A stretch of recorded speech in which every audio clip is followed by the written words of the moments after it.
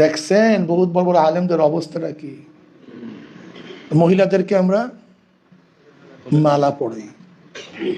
আচ্ছা বলেন তো, একজন আওয়াম মানুষ যদি এইটা দেখে, তার পর্দার উপরে ধারণাটা কি হবে বলেন তো? তার পর্দার উপরে ধারণাটা কি হবে? তার মানে সে কি করতেছে, তার আমলের দ্বারা কি হচ্ছে? একদিনও চিন্তা করছেন?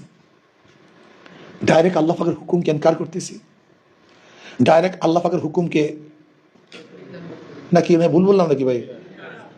তবে হ্যাঁ, লকব থাকে। কিছু আলেম আছে যাদের পিছনে বিশেষ এক লকব থাকলে তারা যত অন্যায় করুক ওরা সব জায়েজ। কিছু আলেমদের পিছনে কিছু লকব থাকলে ওরা যত অন্যায় করুক অতি কিছু ওরা সব জায়েজ। এটা লকব আছে আমাদের বাংলাদেশে, কিছু লকব আছে। এই লকব যদি কোনো আলেমের পিছনে থাকে, সে যতবার অন্যায় করুক, যা কিছু করুক, কোনো সমস্যা নেই, সব জায়েজ। আর ওই লকব নিজেরা দেয়, এই লকব অন্য কেউ লাগাইলে হবে না। কিন্তু এই লকব যদি আপনি আপনি যদি ওখানে পড়েন, শোনেন, আপনি জানেন, এটা হবে না। কিন্তু ওই লকবটা তাদের দিতে হবে। যখন এই লকবটা তারা দিবে, তখন যত কিছু করেন সব জায়েজ, একেবারে ক্লিয়ারলি যা করেন সব জায়েজ। আর ওই লকব যদি না থাকে, আপনি যা কিছু করেন করিয়া কোরআন সুন্নাহ সব হাজা বেদা।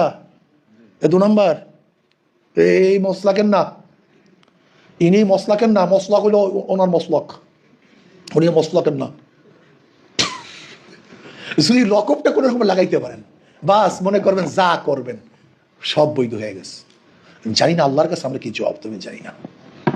আমি জানি না আল্লাহর কাছে কি জবাব দেব, আমি জানি না। অথচ আল্লাহ পাক কি বলছেন নিজে আউশ কইরা, ইন্নামা ইয়াখশাল্লাহ মিন ইবাদিহিল উলামা। নিজের আলেমদের প্রশংসা আল্লাহ পাক নিজে করছেন। নিজের আলেমদের প্রশংসা আল্লাহ পাক। আলেম, আলেমের গুণ কি? আলিম। আল্লাহ পাকের সিফাত কি? আলিম। অথচ সেই সিফাতের মানুষগুলি আজকে যা করতে, যাই হোক করেন, যা করেন করেন, জানি না জায়েজ কত দূর কি। লকব আছে তো সমস্যা নেই, লকব থাকলে কোনো সমস্যা নেই। কিন্তু জানি না আল্লাহর কাছে সমস্যা হয় কিনা। আল্লাহ আমাকে আমাদের সবাইকে মাফ করে দেন।